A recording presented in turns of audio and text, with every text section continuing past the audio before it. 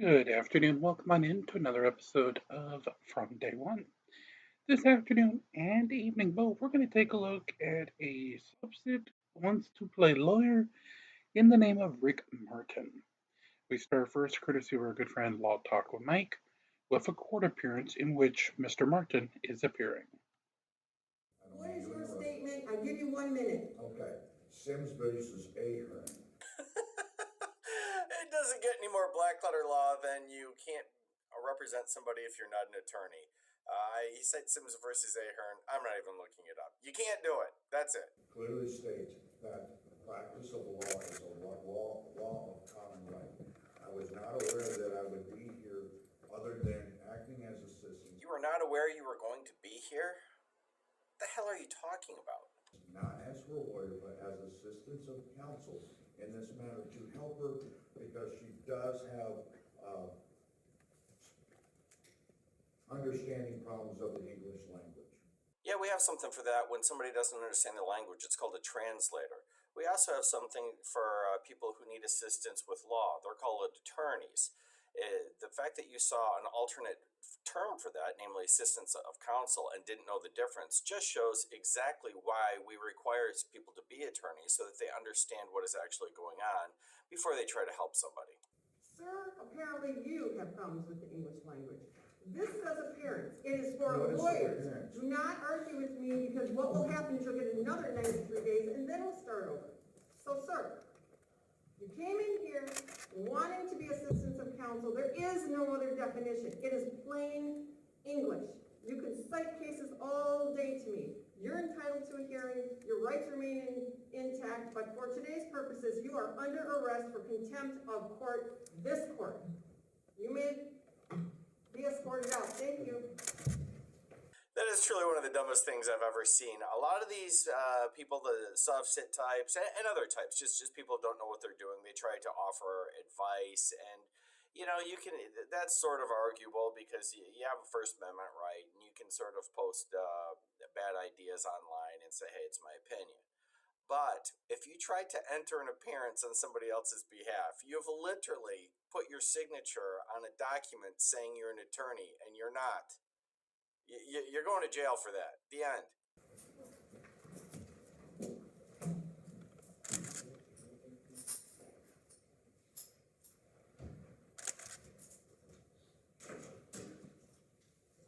May I request to have a... Ma'am, I will address you. If you would like to go out of order, we'll start this 93 days from now. I wasn't here for all the context, but I think the judge is completely out of line here in this one little bit. She was right to hold the other guy in contempt and to have him hauled off. That's exactly the right call. This woman asked, she said, "May I request?" And I don't know exactly what the judge was doing, but I didn't see it as the insult she did. Now, she might have had a bunch of problems prior with her, and I think that's sort of what's bubbling over. So I give some deference on that, but out of the chute, I think the judge is out of line here. Now, before we proceed, appearances for the record. Good afternoon, Your Honor. Danielle Alice Newcomb on behalf of the Michigan Department of Agriculture and Rural Development. Thank you. Ma'am, please raise your right hand. Do you swear or affirm the testimony you're about to provide will be the truth, whole truth, and nothing but the truth under penalty of perjury? I would like to call... Ma'am, stop. Again here, I think the judge is absolutely out of line. She asked for appearances, and the prosecutor in this case, some agency attorney, gives her name and credentials. We find out later that this woman has an attorney, but that attorney hasn't spoken up. So this judge is throwing a fit, and she's not following her own procedure. Now, I get it. There's some underlying history between the two of them, and that's the basis for that. But this woman asks for something not out of line. You can sort of redirect, but she throws a hissy fit. I know you want to control this room, but this isn't Burger King. When the sign changes to Burger King, you can have it your way. Right now, this is my courtroom. Okay, this might even be worse than our other transgressions. I mean, we've got a Burger King reference from the 70s here. and you will answer my questions. And stop. Do you promise to tell the truth, the whole truth, and nothing but the truth under penalty of perjury? Yes or no? Are you going to tell the truth? Okay, so we see here where the problems are. This woman is being non-cooperative with the judge at this point, although I can't say I blame her after the way the judge has treated her the first two times she opened her mouth. Number one. Number two, we've asked for appearances, and we only now find out she's got an attorney. I've got serious. Yes, she was non-cooperative, and she wouldn't answer. She wouldn't take the oath, and that can cause you problems, and it should. But prior to this, the judge has gotten out of hand. And where's her attorney? Why is the attorney not saying anything, injecting themselves in here and helping their client? I don't understand this. All right, I'll take that as silence. I understand her attorney is on here. Where is her attorney? He's the judge. Again, say anything again without telling me you're going to tell the truth, and I will hold you in contempt of court for 93 days. Judge, you just embarrassed yourself. You asked this woman where her attorney was, and she answered your question directly. Contempt carries with it 93 days and or $7,500. You will not act disrespectful in this court. Do you understand, ma'am? You certainly may remain silent. Where is your attorney? Do we have an attorney? I'm here. Sir? You do, Your Honor. Yes. Please state and spell your name for the record, just so we know, because you're on Zoom. Sir? Robert Baker, B-A-K-E-R, P57964. All right, thank you. So your client has elected to not be able to make a statement because she's not taking the oath. Do you wish to proceed, or would you like to speak with her before we proceed? Okay, I've got two problems here. The attorney sat there while his client had somebody step up and claim that they were entering an appearance as assistants of counsel. I don't know if this is a public defender or she has a private attorney, but any attorney on the planet knows that that is absolutely insane and not helpful to their client's position. Why was he not interjecting? Was he just appointed? I didn't see that.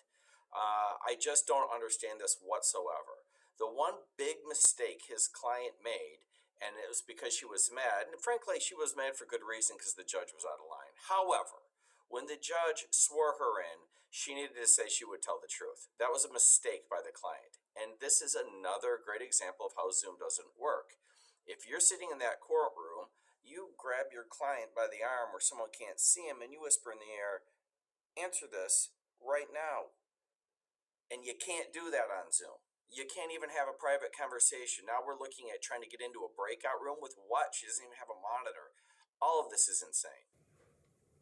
I would like to speak with her prior. I'm not sure she understands what exactly is going on. All right, we're going to make that happen, and then we're going to resume. How much time do you need with her? Maybe 5 minutes. All right, we're going to find a way to make that happen. Please stay on Zoom. We can put you in a breakout room with your client. All right, well, there you have it. That's a crazy proceeding. I really don't know what the underlying charges are or any of that stuff. I think I know what the case is, but I'm not sure, so I don't feel like discussing it. We never got to any of that. The judge, I think, is absolutely right. The first guy who's trying to enter an appearance as assistance of counsel, I think she handled it absolutely correctly. He's got to go. That's contempt of court. She handled it right. I think she is probably a pretty good judge overall, but she let her emotions get away with her. And I don't think she treated the defendant fairly here. Thank you very much, Mikey, for that. I definitely agree with you. As a judge, you should have control. And the fact that she's trying to tell you what it is and you wanting to hear that, and then you immediately jump on her throat going, "You say one more thing, I'm going to throw you in jail." It's like, well, then I guess I'm not telling you. But that was not more of a situation. We were more in front of having Rick Martin. That was the individual who was trying to make an appearance up front. So let's move next where we have one that's just on Rick Martin again, our good friend from Law Talk with Mike on the call.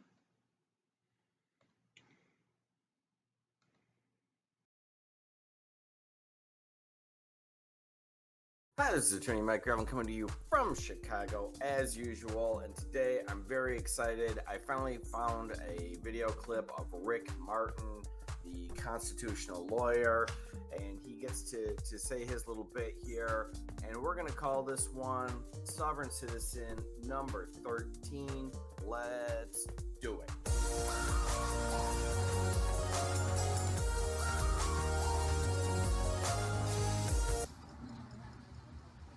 Well, here we go. Rick Martin, constitutional lawyer. He's not a lawyer, not licensed to practice law, and he doesn't know anything about the Constitution.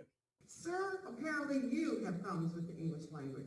This says appearance. It is for lawyers. Do not argue with me because what will happen is you'll get another 93 days and then we'll start over. So, sir, you came in here wanting to be assistance of counsel. There is no other definition. It is plain English. You can cite cases all day to me. You're entitled to a hearing. Your rights remain intact, but for today's purposes, you are under arrest for contempt of court, this court. You may be escorted out. Thank you. I don't go anywhere without this. This is my traffic book right here. And if you read down below, public Oh, that's cute. He made a little binder. public servant officer, it pretty much says to him, when a cop pulls me over, you're losing potato chips. But when a cop pulls me over, the first thing I do is I ask him, what's your emergency and how may I assist you? And he's going to ask for my driver's license and insurance or whatever. And I said, well, before we go there, I need you to fill this out. And I Let's see how this works in real life. I happen to do a video on this already. take that sheet of paper out of there and hand it to him. No, I need you to fill this out first, sir. I need you to fill. All right, I didn't say that, but I'm just letting you know I've dealt with this before. Okay? So, no, I need you. Do you want to see the video? You want to see the video? I need you to fill this out. I'm traveling, guys. Guys, behind your back. Look at my phone in my pocket. There you go. Before we can go any further, you need to fill this out. Once he reads this, it already puts him on notice that I'm not playing games with him. And then you open up the book,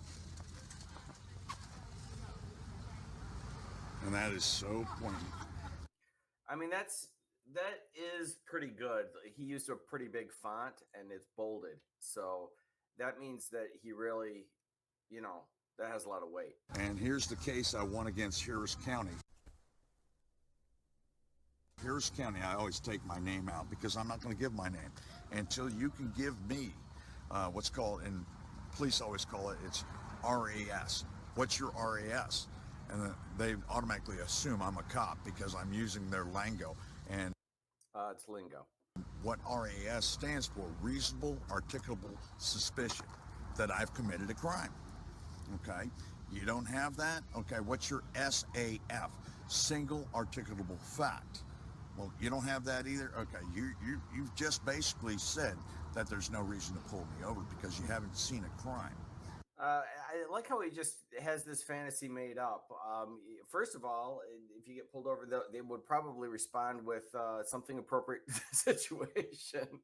But whatever, let's assume your unicorn script is really working here.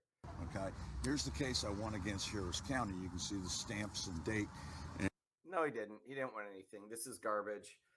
To the extent that I can read it, it's clearly something that he produced, and it's very low quality. And they ended up buying me a brand new Porsche 911 Turbo all-wheel drive convertible. Don't believe it. With them pulling me over and letting me spend a night in jail.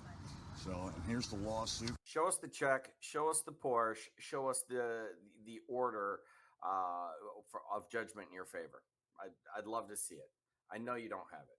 And I've got these for everybody to see. And you can see that it's all put together. And there it is, signed by the DA and stamped, showing they lost the case. It doesn't show that they lost the case. You have a piece of paper, which you show briefly, that has a stamp on it and a signature. We don't know what the contents of the paper are.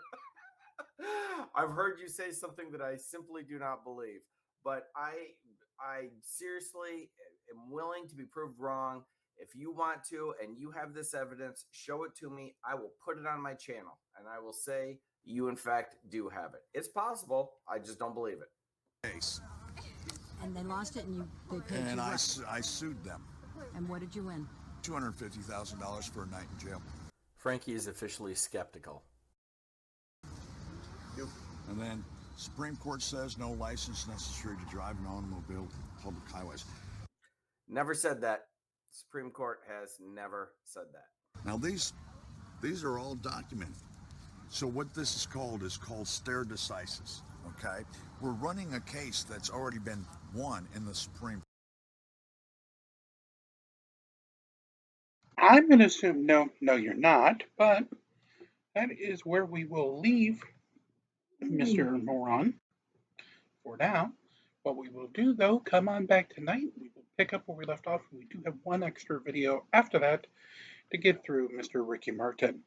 Till then, like, share, and subscribe. Be kind to one another. Release dragons as we march along here from day one. Have a great afternoon. We'll see you tonight.